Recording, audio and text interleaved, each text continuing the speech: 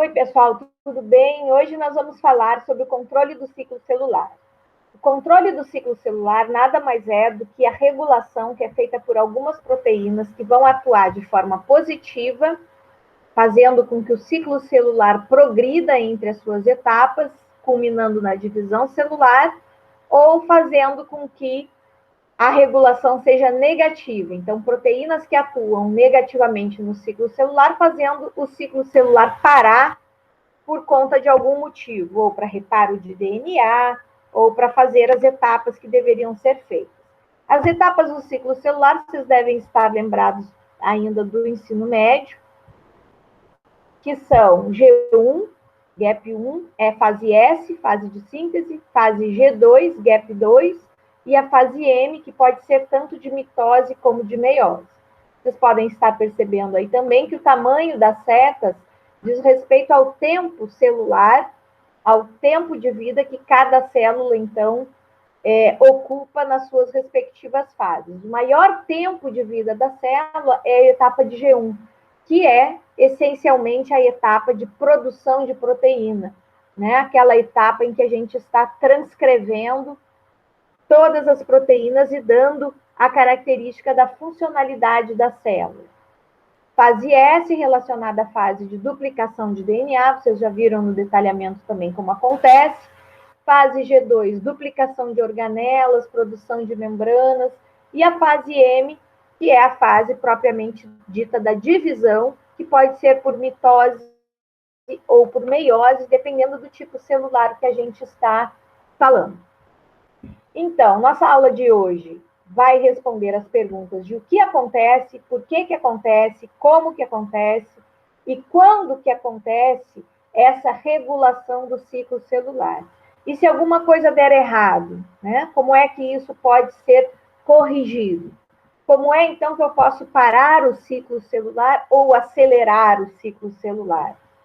Respostas a esta pergunta em especial dizem respeito, então, ao tratamento, como parar o ciclo celular, ao tratamento para doença como câncer e acelerar o ciclo celular, como que é, então, que é uma resposta para o tratamento de doenças em que a gente tem um excesso de morte celular, como algumas doenças degenerativas, certo?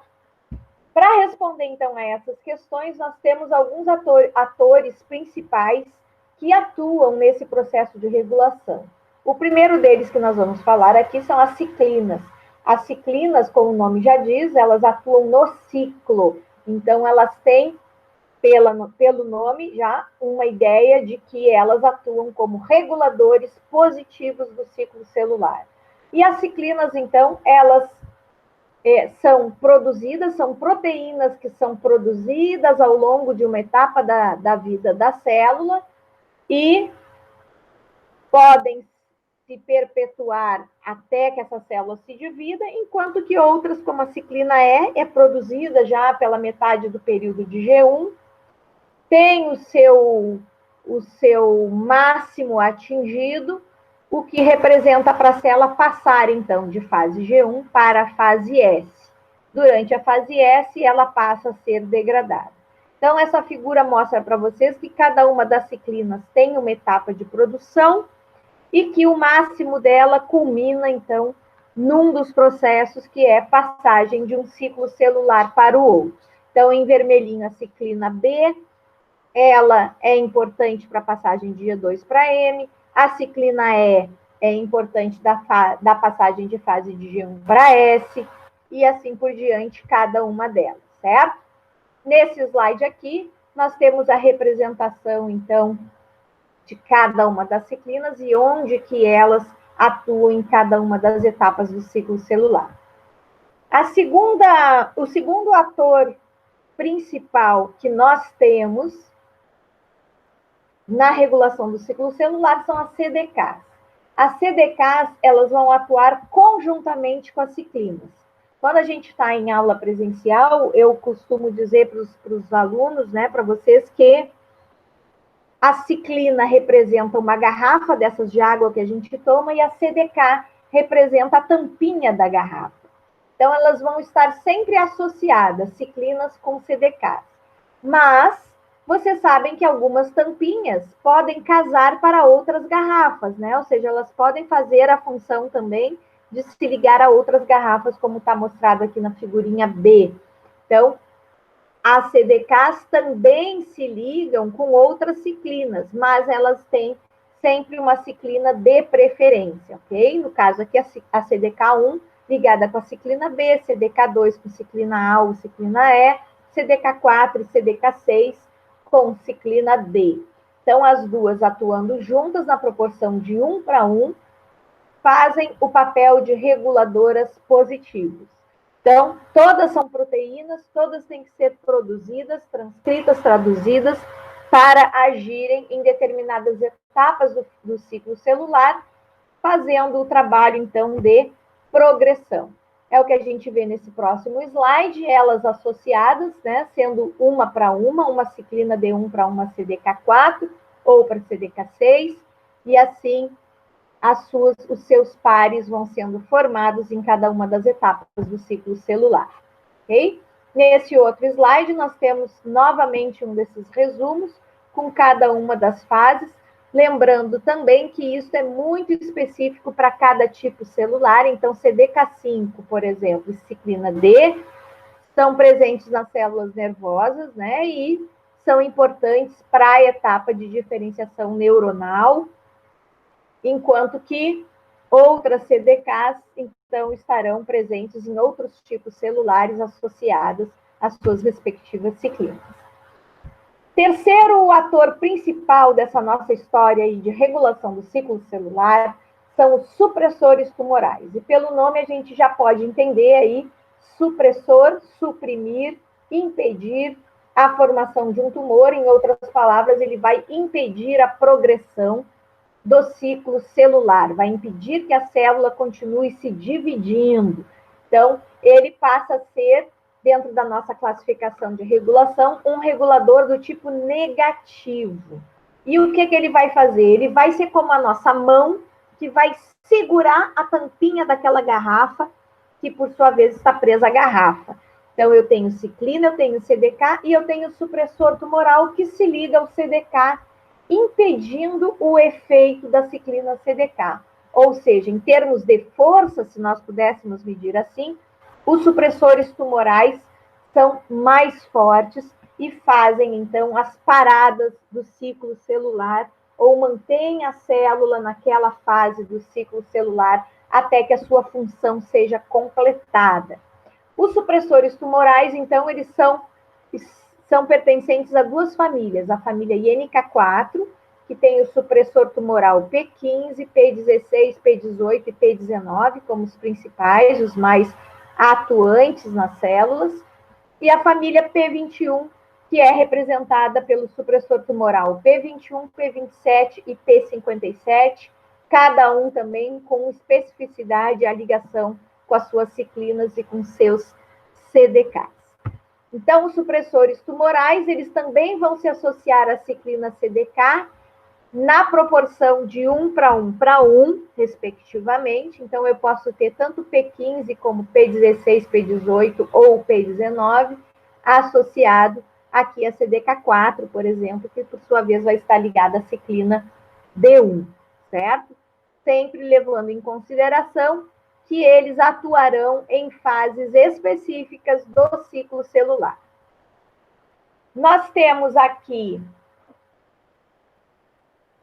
nesse slide, o P53. O P53, ele é importantão para a nossa célula, ele é considerado o guardião do nosso genoma, porque assim como ele é um supressor tumoral, ele também atua em 4 outras funções. E isso é bem importante da gente deixar marcado, sinalizado num cantinho aí, onde vocês fazem as suas anotações de biomol. Então, o P53, além dele ser supressor tumoral, ele também atua como um fator de transcrição. O que quer dizer isso? Ele é um fator, ele serve como transcritor, né? Ou ele faz com que outros supressores tumorais, no caso, como está representado aqui o P21, o P57, sejam transcritos. Então, o P53, ele faz com que outros supressores também sejam produzidos. E aí, então, fazendo, né, esse recrutamento desses outros supressores para a célula produzir.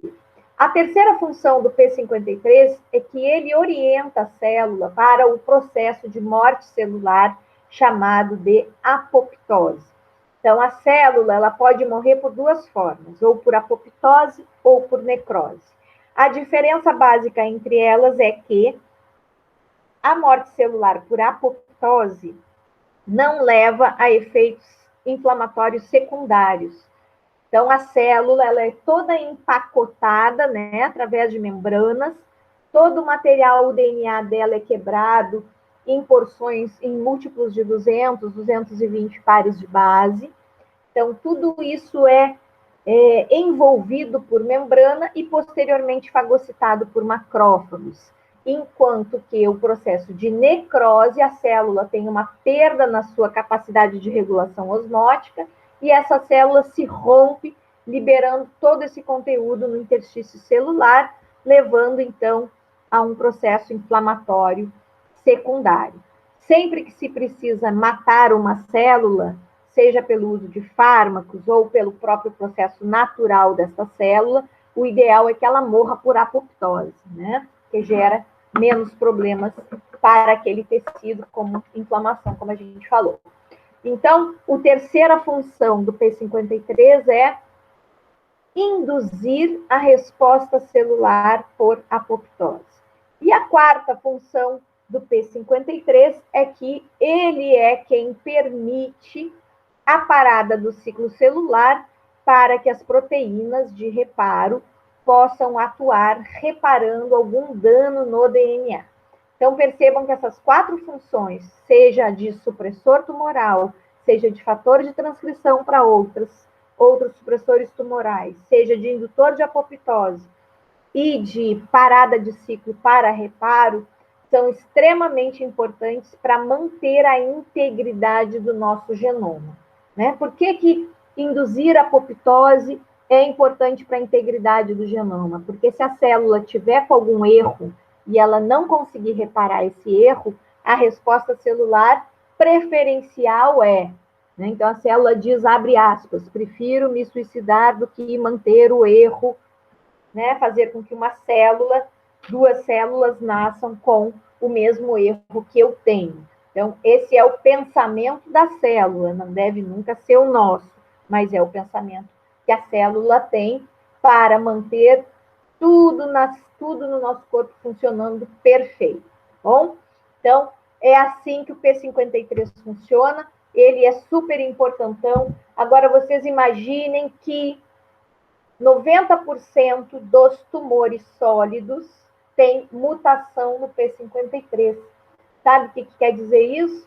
O P53 perde todas essas funções importantes e aí, então, nós temos essa perda do controle do ciclo celular, porque ele é uma peça-chave, ele é uma peça extremamente importante para o bom funcionamento e divisão celular dentro da normalidade. Um outro supressor tumoral que nós temos, que também é bastante importante, é o PRB. Esse nome RB vem da descoberta da sua disfunção, no caso da formação tumoral chamada retinoblastoma. É um tumor que acontece na retina e que o Ministério da Saúde, às vezes, volta com uma propaganda que são as crianças numa festinha de aniversário e a mãe tira foto das crianças. E ao tirar foto dessas crianças, o olhinho não aparece vermelho numa das fotos. Então, o Ministério da Saúde chama atenção para este sinal. Então, o olhinho aparecer vermelho em fotos com flash é importante porque o vermelho reflete a luz que bate lá na nossa retina. Quando aparece o branco é porque existe alguma coisa na frente dessa retina, que no caso seria uma massa tumoral. Mas o que o supressor tumoral RB faz? RB, o supressor tumoral, está associado a um fator de transcrição, que nós chamamos de E2F, e ele está livre, enquanto que vai acumulando na nossa célula, na fase de G1, uma concentração de ciclina D e ciclina E associada aos seus CDK. A tendência seria, então, o RB se associar a essa ciclina CDK. E quando isso acontece, a ação da quinase da CDK faz a fosforilação em RB.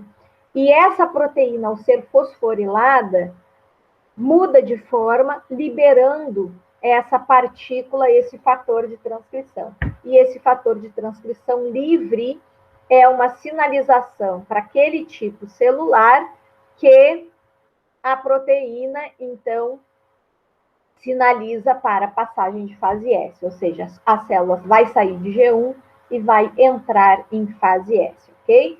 Na formação tumoral, então, nós temos que o RB está com uma mutação, logo, ele não consegue, né, fazer com que fazer o seu trabalho de supressor tumoral, né, de se ligar à ciclina CDK, e então as ciclinas livres fazem então esse papel, né, de fosforilá-lo e liberar o E2F, fazendo a sinalização de passagem de ciclo celular.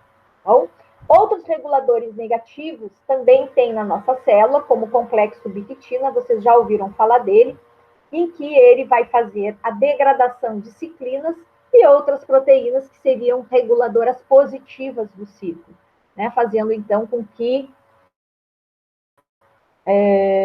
se eu degradar ciclinas, eu não vou ter o efeito de progressão. Então, eu vou ter um efeito de podem atuar desfosforilando as CDKs, fazendo também com que CDK perca sua função e o ciclo, então, fique celular. Além desses atores, então, que atuam na progressão do ciclo, como ciclina CDK, e na supressão do ciclo, como supressores tumorais, nós temos um ator coadjuvante que é muito importante, que são os proto-oncogenes. Este grupo de genes, então, que vão formar proteínas da nossa célula, esses proto-oncogenes, então, eles agem sobre dois efeitos que são bastante importantes e que devem acontecer naturalmente, que são os efeitos proliferativos e os efeitos de diferenciação das nossas células. Então, isso acontece de forma normal, isto é esperado. Acontece que estes genes, proto-oncogenes, ao sofrerem mutações, eles perdem a sua função normal. E eles passam a atuar, então, como oncogenes. Então, eles perdem a nomenclatura de proto-oncogenes, que é uma coisa normal de acontecer, e passam a ser ditos oncogenes. E esses oncogenes são responsáveis, então, por vários tipos de tumores nos nossos tecidos, no nosso corpo. E esse oncogene, então, ele é destituído de elemento regulatório. O que quer dizer isso? Assim como vocês viram que a ciclina, que o CDK está ligado à ciclina, aumentando a sua velocidade de passagem de ciclo celular, e que vocês viram que o supressor tumoral anula isso, os oncogenes não tem nada que os anule. Então, bastou uma mutação, seja por quebra de cromossomo ou por uma mutação pontual numa citosina, numa guanina, ou até tendo uma metilação exacerbada, por exemplo, em algum gene, vocês, então, passam a perder esse elemento regulatório, né? E não tem esse elemento regulatório, esse oncogene passa a manter o estímulo mitótico, independentemente da resposta externa. E esses proto-oncogenes, então, ou oncogenes quando mutados, eles podem ser agrupados em 5 categorias. No caso, categorias como fatores de crescimento, em que nós conhecemos eles atuando naturalmente, como PDGF, EGF, VEGF, quando acontece, por exemplo, um corte no tecido, né? E quando Um exemplo do fator de crescimento é o C6, que é um fator de crescimento que atua induzindo osteosarcoma, o câncer ósseo. Outra categoria são os proto-oncogenes relacionados a receptores de fatores de crescimento, né? São aquelas proteínas que estão, por exemplo, lá na membrana plasmática e que recebe fatores de crescimento e que depois passam a transduzir estes sinais, né? Ou fazer a passagem de sinais para o núcleo, induzindo a resposta de divisão. Então, são 5 categorias: os fatores de crescimento, os receptores de fatores de crescimento, os transdutores de sinais, genes propriamente ditos de crescimento, como o CEMIC atuando como marcador para câncer de pulmão, e a superexpressão de algumas ciclinas e CDKs, que seria o 5º grupo, atuando como marcador tumoral para câncer de esôfago epidermóide, ok? Então, muito importante essa parte dos oncogenes e dos proto-oncogenes e o seu agrupamento para responsabilizar, então, ou dar razão para uma proliferação, um efeito de proliferação celular. Mas aí, o ciclo celular, então, ele vai progredindo e ao longo de cada passagem, pelo menos nós temos um checkpoint, ou seja, um ponto de restrição para que exista, então, uma checagem. Se tudo que deveria ter acontecido no G1 aconteceu para que a célula, então, possa passar para a fase S.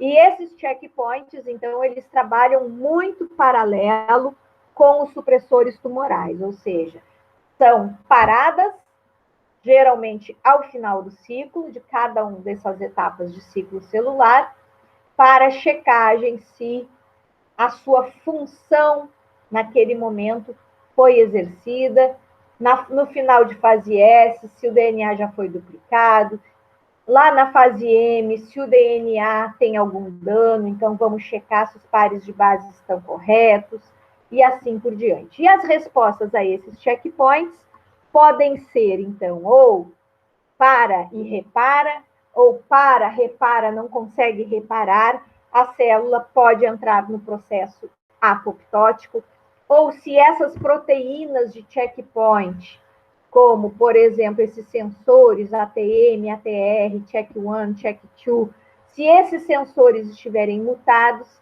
a resposta ao checkpoint pode ser positiva frente a um dano que não foi detectado, e aí, então, essas mutações em sensores de checkpoint podem levar, então, a alguns fenótipos que estão relacionados a algumas doenças genéticas, como bifraumênia, ataxia, telangiectasia, síndrome de Séquel e assim por diante, certo?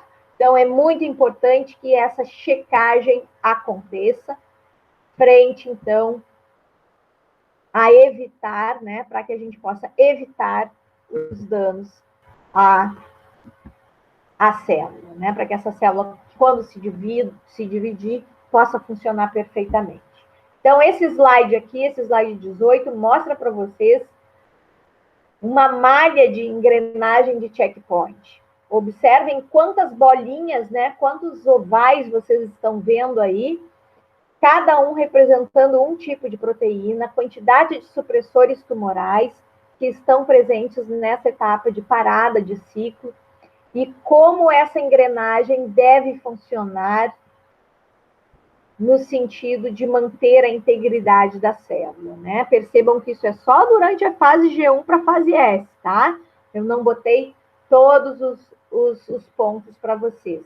E como o trabalho do pessoal de biologia molecular é duro, né? Porque ter que checar cada uma dessas proteínas para ver onde o erro está acontecendo, para levar a uma resposta molecular, seja de proliferação, seja de excesso de morte ou de dano celular, não é um trabalho fácil, né? Então, esse outro slide aqui, o slide 19, mostra para vocês como que a perda no controle celular pode levar a grande massa de tumores que nós conhecemos, né? Então, vocês têm aí nessa tabelinha, que é mais ou menos um esquema, em vez de ser uma tabela propriamente dita, a quantidade de proteínas envolvidas em glioma, no caso glioblastomas, né? E